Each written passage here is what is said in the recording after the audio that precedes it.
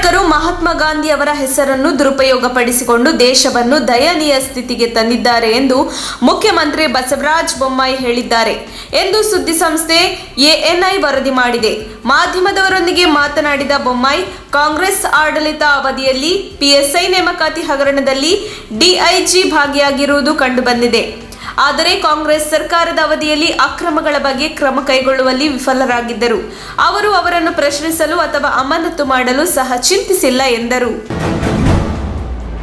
ದಕ್ಷಿಣ ಭಾರತದ ಜನಪ್ರಿಯ ನಟ ಚಿಯಾನ್ ವಿಕ್ರಮ್ಗೆ ಹೃದಯಾಘಾತವಾಗಿದೆ. ಶುಕ್ರವಾರ ಬೆಳಗ್ಗೆ ಹೃದಯಾಘಾತಕ್ಕೆ ಒಳಗಾಗಿದ್ದು ಅವರನ್ನು ಖಾಸಗಿ ಆಸ್ಪತ್ರೆಗೆ ದಾಖಲಿಸಲಾಗಿದೆ. ಚೆನ್ನೈನ ಕಾವೇರಿ ಆಸ್ಪತ್ರೆಯಲ್ಲಿ ಚಿಕಿತ್ಸೆ ನೀಡಲಾಗುತ್ತಿದ್ದು ಅವರ ಆರೋಗ್ಯ ಸ್ಥಿತಿ ಸ್ಥಿರವಾಗಿದೆ ಎಂದು ಹೇಳಲಾಗುತ್ತಿದೆ.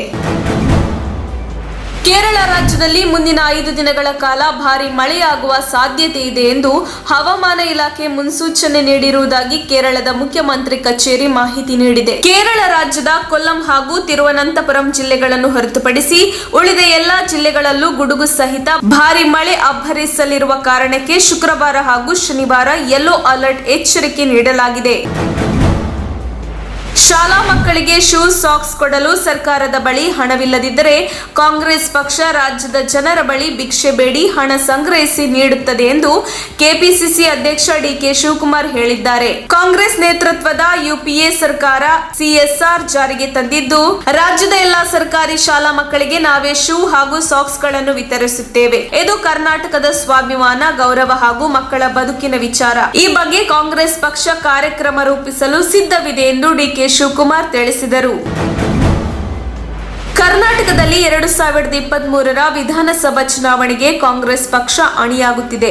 ಕಾಂಗ್ರೆಸ್ ತನ್ನ ಪ್ರಚಾರವನ್ನು ಸಮನ್ವಯಗೊಳಿಸುವ ನಿಟ್ಟಿನಲ್ಲಿ ರಾಜ್ಯ ಮಟ್ಟದ ವಾರ್ ರೂಮ್ ತಂಡವನ್ನು ರಚಿಸಿದೆ. ಈ ತಂಡ ಅಧ್ಯಕ್ಷರಾಗಿ ನಿವೃತ್ತ ಐಎಸ್ಐ ಅಧಿಕಾರಿ ಶಶಿಕಾಂತ್ ಸೆಂಥಿಲ್ ನೇಮಿಸಲಾಗಿದೆ. ಅಖಿಲ ಭಾರತ ಕಾಂಗ್ರೆಸ್ ಸಮಿತಿ ಕರ್ನಾಟಕ ಪ್ರದೇಶ ಕಾಂಗ್ರೆಸ್ ಸಮಿತಿಯ ಸಂವಹನ ವಿಭಾಗದಲ್ಲಿನ ಕೆಲವು ನೇಮಕಾತಿಗಳನ್ನು ಅನುಮೋದಿಸಿದೆ. ಮುಂಬರುವ ಚುನಾವಣೆಗೆ ಕರ್ನಾಟಕ ಪ್ರದೇಶ ಕಾಂಗ್ರೆಸ್ ಸಮಿತಿಯ ವಾರ್ ರೂಮ್ ಅಧ್ಯಕ್ಷರಾಗಿ ಶಶಿಕಾಂತ್ ಸೆಂಥಿಲ್ ನೇಮಿಸಿ ಆದೇಶ ಹೊರಡಿಸಿದೆ.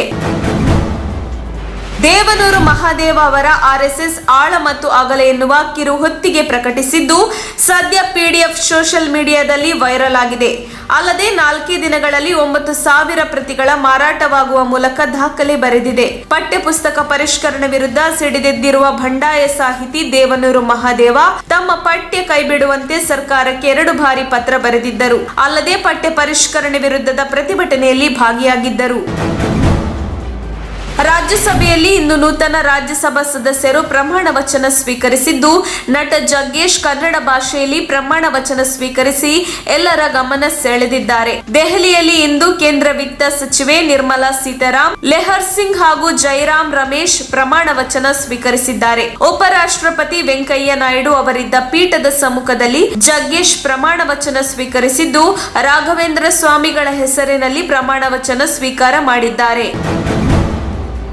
ತುಂಬಿ ಹರಿಯುತ್ತಿದ್ದ ಕಾಲುವೆಗೆ ಕಾರು ಬಿದ್ದು ಇಬ್ಬರು ಸಾವನ್ನಪ್ಪಿರುವ ಘಟನೆ ಅಥಣಿ ತಾಲೂಕಿನ ರೆಡ್ಡೆರಟ್ಟಿ ಗ್ರಾಮದ ಕಾಲುವೆಯಲ್ಲಿ ನಡೆದಿದೆ. 27 ವರ್ಷದ ಸುರೇಶ ಬಡಚಿ ನೀರು ಪಾಲಾಗಿದ್ದಾರೆ. ಕೃಷ್ಣಾ ನದಿಗೆ ಹೆಚ್ಚಿನ ಪ್ರಮಾಣದ ನೀರು ಬಂದ ಹಿನ್ನೆಲೆಯಲ್ಲಿ ಹಳ್ಳಿಯಾಳ ಏತ್ ನೀರಾವರಿ ಯೋಜನೆಯ ಬೃಹತ್ ಕಾಲುವೆ ತುಂಬಿ ಹರಿಯುತ್ತಿದೆ. ತೋಟದ ವಸತಿಗಳಿಗೆ ತೆರಳುವ ರಸ್ತೆಯಲ್ಲಿ ಚಾಲಕನ ನಿಯಂತ್ರಣ ತಪ್ಪಿ ಕಾರು ಕಾಲುವೆಗೆ ಉರುಳಿ ಬಿದ್ದಿದೆ ಎಂದು ತಿಳಿದು ಬಂದಿದೆ.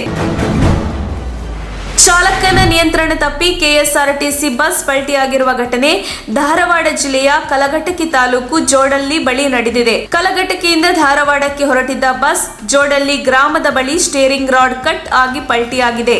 ಬಸ್ನಲ್ಲಿದ್ದ 25ಕ್ಕೂ ಹೆಚ್ಚು ಪ್ರಯಾಣಿಕರು ಪ್ರಾಣಾಪಾಯದಿಂದ ಪಾರಾಗಿದ್ದಾರೆ. ಕಬ್ಬಿನ ಗದ್ದೆಯಲ್ಲಿ ಗಾಂಜಾ ಗಿಡಗಳನ್ನು ಬೆಳೆದಿದ್ದ ತಂದೆ ಮಗನನ್ನು ಪೊಲೀಸರು ಬಂಧಿಸಿದ್ದಾರೆ. ತಂದೆ ಬಸಪ್ಪ ಹಾಗೂ ಮಗ ಸಿದ್ದಪ್ಪ ಬಂಧಿತ ಆರೋಪಿಗಳು ಬೆಳಗಾವಿಯ ಗೋಕಾಕ ತಾಲೂಕಿನ ಕುಲಗೋಡದ ಕಬ್ಬಿನ ಗದ್ದೆಯಲ್ಲಿ ಅಪಾರ ಪ್ರಮಾಣದಲ್ಲಿ ಗಾಂಜಾ ಗಿಡಗಳನ್ನು ಬೆಳೆಸಿದ್ದರು. ಖಚಿತ ಮಾಹಿತಿ ಮೇರೆಗೆ ದಾಳಿ ನಡೆಸಿದ ಬೆಳಗಾವಿ ಪೊಲೀಸರು ಆರೋಪಿಗಳನ್ನು ಬಂಧಿಸಿ 95 ಕೆಜಿ ಗಾಂಜಾ ಗಿಡಗಳನ್ನು ವಶಕ್ಕೆ ಪಡೆದಿದ್ದಾರೆ.